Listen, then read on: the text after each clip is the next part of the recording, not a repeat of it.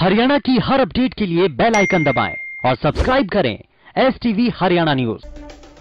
नमस्कार, आपके साथ मैं हूं अनामिका अजय मिश्रा। दिल्ली में 26 जनवरी को ट्रैक्टर परेड के दौरान हुई हिंसा के बाद किसानों का आंदोलन कमजोर पड़ता दिखने लगा था, लेकिन किसान नेता राकेश टिकैत के आंसुओं के सैलाब के बाद किसान आंदोलन एक बार फिर से रफ्तार पकड़ रहा है।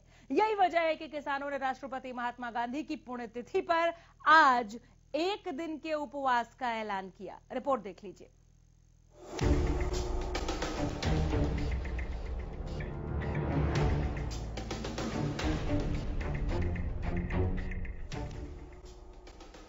नए कृषि कानूनों के खिलाफ दिल्ली की सीमाओं पर किसानों का विरोध प्रदर्शन जारी है। दिल्ली में 26 जनवरी को हुए बवाल के बाद किसान आंदोलन को कमजोर करने की हर संभव कोशिश की जा रही है, लेकिन अपनी जमीन और अस्तित्व को बचाने के लिए आंदोलन में कूदे धरतीपुत्र मैदान में डटे हुए हैं। अपने अधिकार की लड़ाई लड़ रहे धरतीपुत्रों के लिए आज का दिन काफी मायने रखता है। यही वजह है कि आज आंदोलनकारी किसान राष्ट्रपिता महात्मा गांधी की पुण्यतिथि पर एक दिन के उपवास पर हैं। किसानों का एक दिन का ये उपवास उन शक्तियों के लिए कड़ा संदेश है जो किसान आंदोलन की आड़ में देश की एकता को खंडित करना चाहती हैं। सरकार तक अपनी बात पहुंचाने के लिए किसान एकता मोर्चा के नेताओं ने देशवासियों से भी अपील की है कि वो किसानों के उपवास में शामिल हों और किसानों का समर्थन करें। दिल्ली में 26 जनवरी को ट्रैक्टर परेड के दौरान हुई हिंसा के बाद किसानों का आंदोलन कमजोर पड़ता दिखाई दे रहा था। यहाँ तक कि कई किसान संगठनों ने आंदोलन से खुद को अलग कर लिया, लेकिन किसान नेता राकेश टिकैत के आंसुओं के सैलाब के बाद किसान आंदोलन एक बार फिर से रफ्तार पकड़ रहा है और किसान पहले से कई गुना की तादाद में बॉर्डर्स की ओर कूच कर रहे हैं। उत्तर प्रदेश के मुजफ्फरनगर में हुई किसानों की महापंचायत के बाद हरियाणा के कई जिलों से किसानों के जत्थे लगातार गाजीपुर बॉर्डर पहुंच रहे हैं। उधर शुक्रवार को सिंघू बॉर्डर पर हुए हंगामे के बाद स्थिति तनावपूर्ण है। सिंघू बॉर्डर की घटना के बाद एक बार फिर प्रदेश के 17 जिलों में मोबाइल इंटरनेट सेवा को बंद कर दिया गया है। दरअसल सिंघू बॉर्डर पर किसान अपनी मांग को लेकर धरने पर बैठे हुए हैं। इस दौरान कुछ असामाजिक तत्वों ने वहां पहुंचकर जमकर बवाल काटा। ट्रैक्टर लगा था, हम बैठे थे तंबू से, बुखार चढ़िया, दवाई खा रहे। इधर से मुंडे आए तो पत्थरबाजी चलानी शुरू करती। पहले पत्थर वजे, मैं पानी की बोतल बरसा, मैं क्या पानी की बोतल, वो बोतल पेट्रोल वाली, वो सीधी जहां पर जाकर वजी तो मैं क्या पानी वाली बोतल, मैं पानी वाली बोतल लेके बाहर निकल लगी तो गोना रोड़े चलाए। आप तो शांति से बैठे, फिर भी शांति से रोड़े मारते रहे। आने रे जाओ, तुसी की लेना है गल चो, अं तो आपका हक लैन बैठे, साडा हक दे अं चले जाते, अं इतने की करना दिल्ली च, साडा हक दे दो, अं आपके वापस हो जाते। दिल्ली की सीमाओं पर अपनी मांग को लेकर बीते 2 महीने से भी ज्यादा वक्त से अन्नदाता परेशान हैं। उनकी मांगों पर सरकार मौन है। ये भारत जैसे कृषि प्रधान देश के लिए विडंबना है, जहां अपनी मेहनत से देश का पेट पालने वाला अन्नदाता किसान अपने हक के लिए संघर्ष कर रहा है। नौबत यहाँ तक आ जाती है कि देश की रक्षा करने वाले जवान और देश का पेट पालने वाले किसान आमने सामने हो जाते हैं और गांधी के आदर्श वाले देश में किसान आंदोलन को बदनाम करने के लिए हिंसा होती है। Bureau report, Haryana news.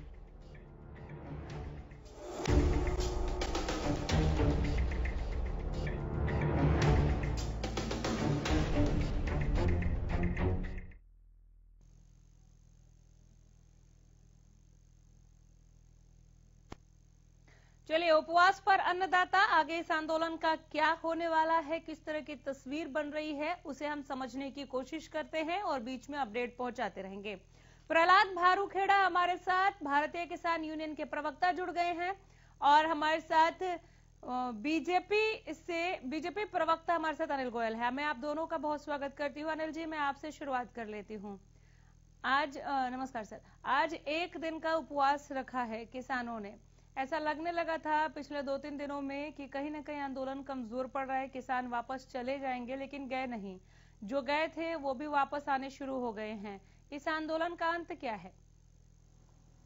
Anamika जी, हमेशा हमको अपने अधिकारों की चिंता रहती है, दूसरों के भी अधिकार इसके अंदर शामिल हैं। आज जो सिंधु बॉर्डर की स्थिति है, जो वहाँ पर किसान बैठे हैं 2 महीने से, तो वहाँ के जो अड़ोस पड़ोस के लोग हैं कितने परेशान हो रहे हैं। आज ये किसान अपने अधिकार की बात कहते हैं तो भारतवासी जो कुछ हजार किसान यहाँ बैठे, उसके अलावा बाकी जो किसान है उनके भी अधिकार हैं, व्यापारियों के भी अधिकार हैं, वहाँ के रहने वालों के भी अधिकार हैं, आने जाने वालों के भी अधिकार हैं। ये अपने अधिकार के चक्कर में बाकी सबके अधिकार छीनने का अधिकार तो उनको किसी ने नहीं दिया। आप रोड जाम करके बैठ करके, और इस तरह जो 26 जनवरी का जो कांड हुआ है, और 26 जनवरी कांड के होने के बावजूद भी आप अगर अपनी हक धर्मी लगाएंगे तो कैसे काम चलेगा? हर बात का समस्या का समाधान जो है वो निश्चित तौर पर वार्ता है, बात से ही समस्या का समाधान होगा। सरकार बात करने के लिए अभी भी बिल्कुल पूरी तरीके से जारी है, लेकिन मेरे किसान भाई जो हैं वो किसान भाई इस बात को नहीं समझ रहे हैं कि इनके अलावा भी औरों के भी अधिकार हैं। जब ये कहते हैं कि सब लोग हमारा साथ दें, तो ये भी तो सब लोगों का साथ दें। आज जो है दिल्ली पूरी तरीके से कटी हुई है और पूरा भारत आपस में कटा हुआ है, पूरे विश्व में भारत की छवि खराब हो रही है, वो भी निश्चित तौर पर इनके चिंता का विषय होना चाहिए। और आज जो आपने कहा कि किसान और जवान दोनों आमने सामने, बड़ा दुखद स्थिति है। किसान और जवान आमने सामने, देश को किसानों की भी जरूरत है, देश को जवानों की भी जरूरत है। बिल्कुल, किसानों के भी अधिकार बचने चाहिए तो जवानों के भी अधिकार बचने चाहिए। बिल्कुल, हमारे जवान लाल किले पर गिरते हैं, 300 के लगभग जवान घायल हो जाते हैं, किसानों को भी चोट लगती है। निश्चित तौर पर ये जो आतंकवाद है, ये जो असामाजिक तत्व है, असामाजिक तत्व आकर के जो माहौल को खराब करते हैं, तो इसलिए किसान संगठनों की भी जिम्मेदारी बनती है कि वो अपने हक के साथ दूसरों के हक की भी चिंता करें और अपनी लड़ाई लड़ें। लड़ाई लड़ने में पूरा देश इनके साथ खड़ा हुआ है, लेकिन लड़ाई जो लड़े वो अपनी लड़ाई लड़े, औरों के को डिस्टर्ब ना करें। चलिए लौट प्रहलाद बारूखेड़ा जी, सबको डिस्टर्ब करा हुआ। प्रहलाद बारूखेड़ा जी, जवाब। हाँ जी,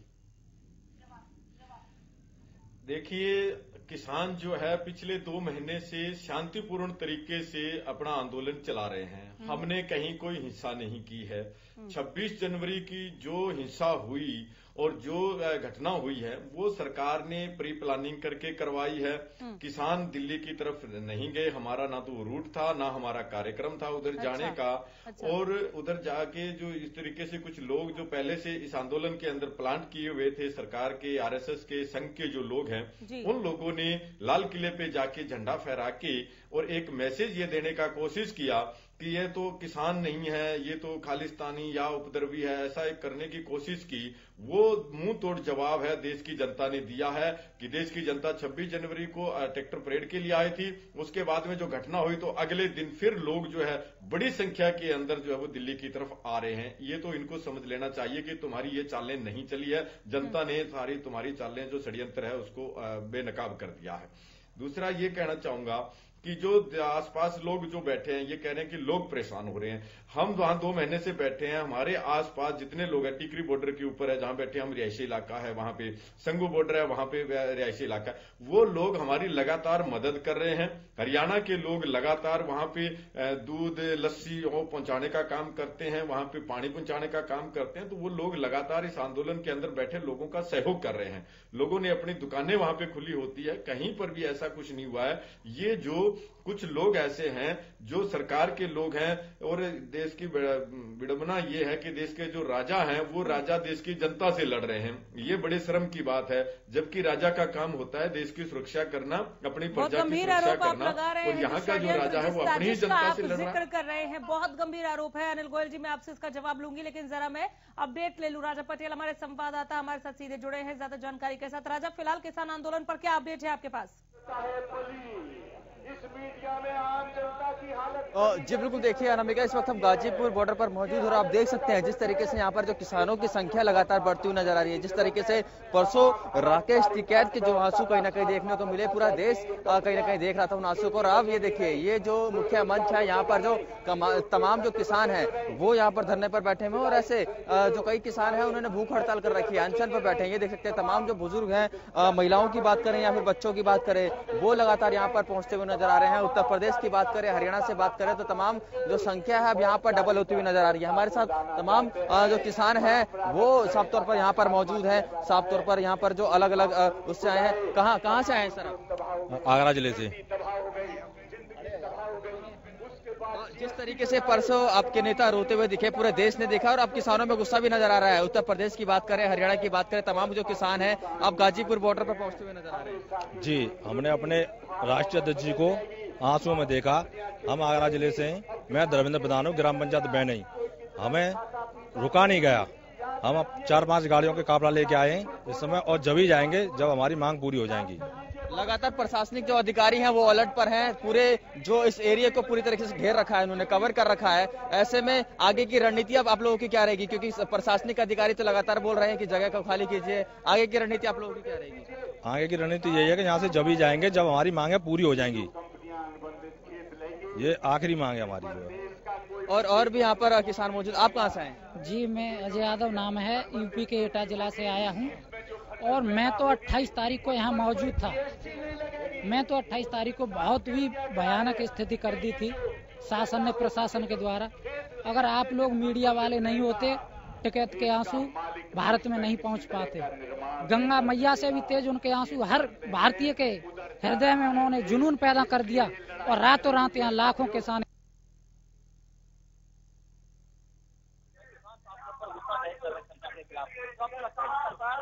इस आंदोलन को खराब करना चाहती है।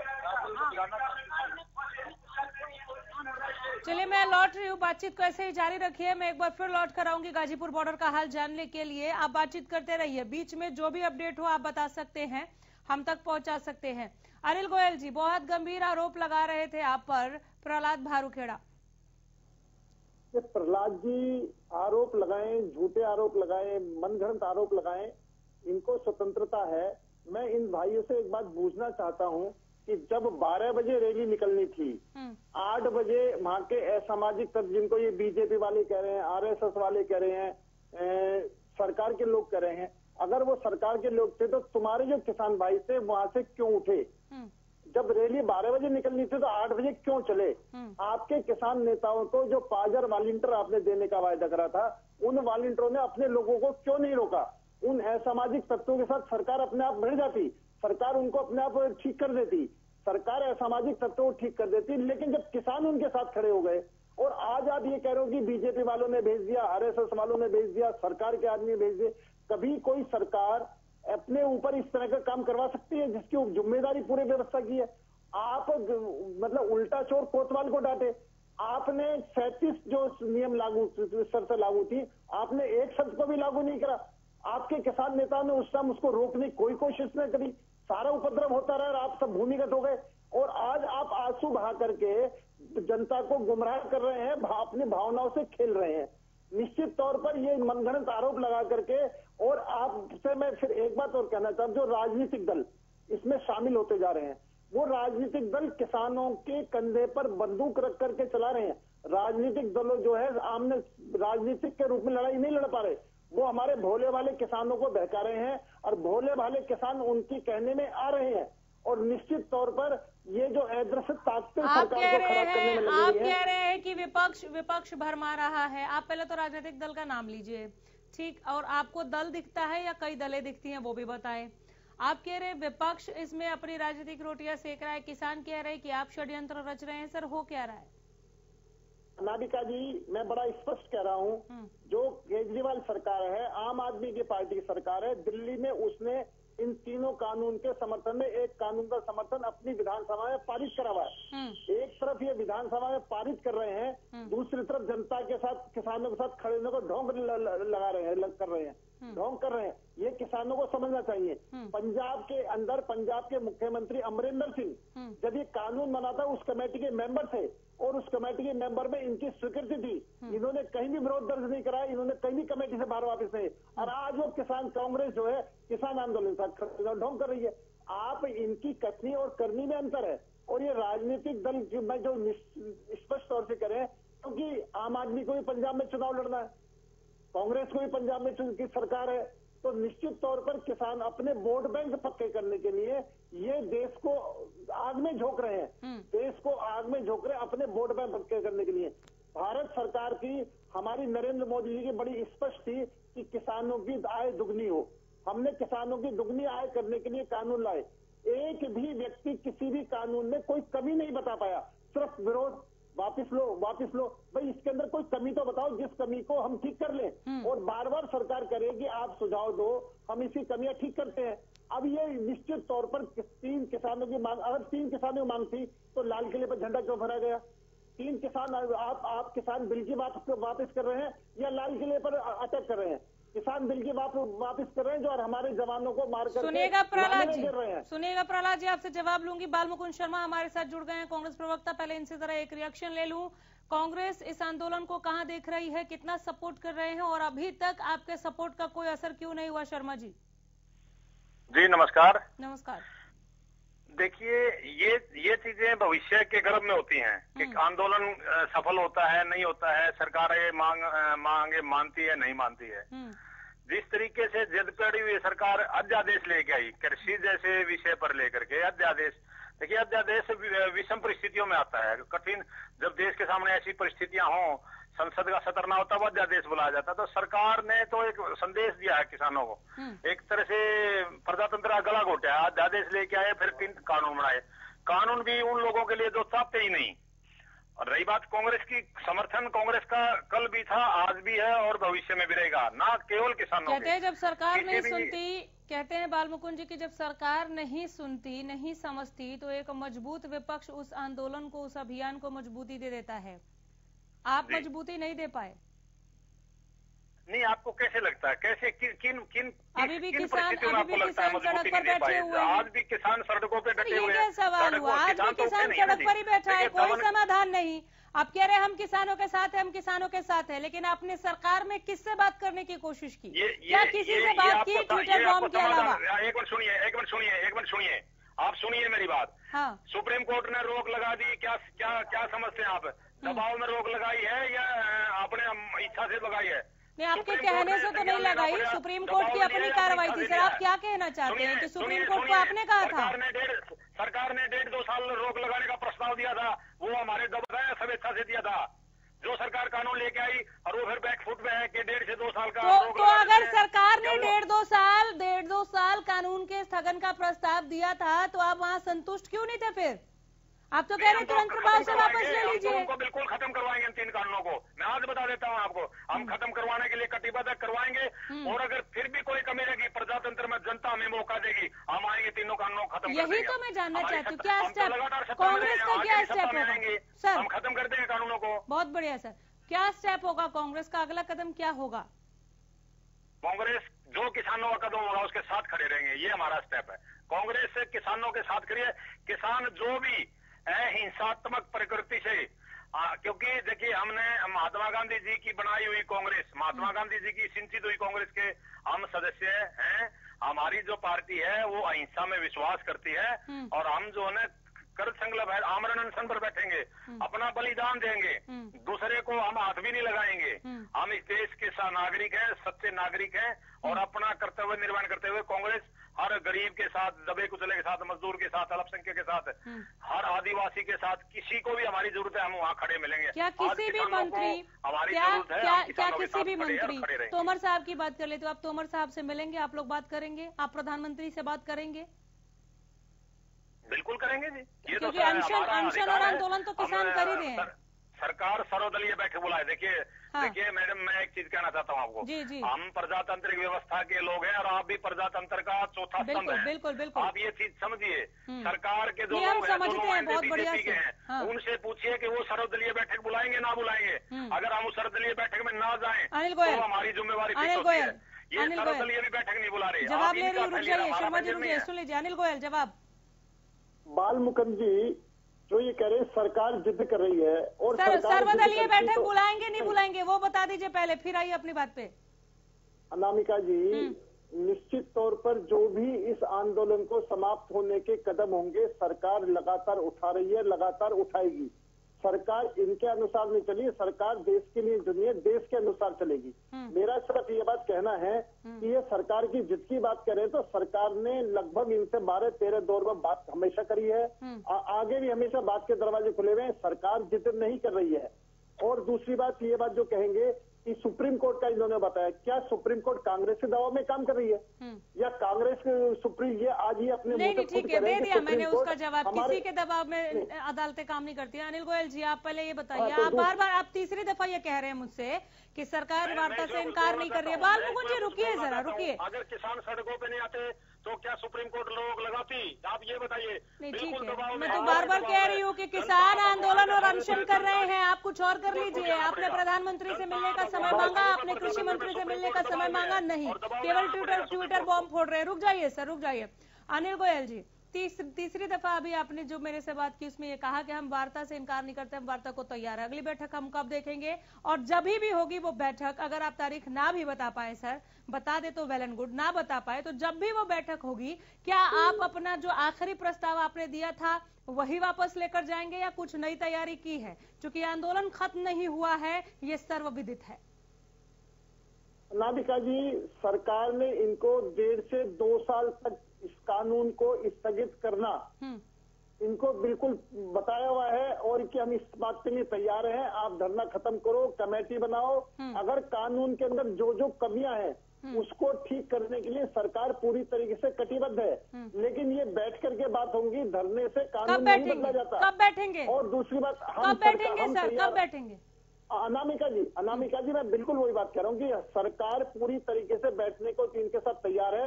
जब भी किसान बैठना चाहेंगे सरकार इनके साथ बैठेगी। ठीक है, प्रहलाद दारुकेड़ा जी, बहुत क्विक रिएक्शन चाहूंगी और साथ में ये कि अगली बैठक में आपको वही प्रस्ताव मंजूर है या कुछ नई तैयारी चाहते हैं सरकार की तरफ से? बहुत क्विक रिएक्शन सर, वक्त नहीं है।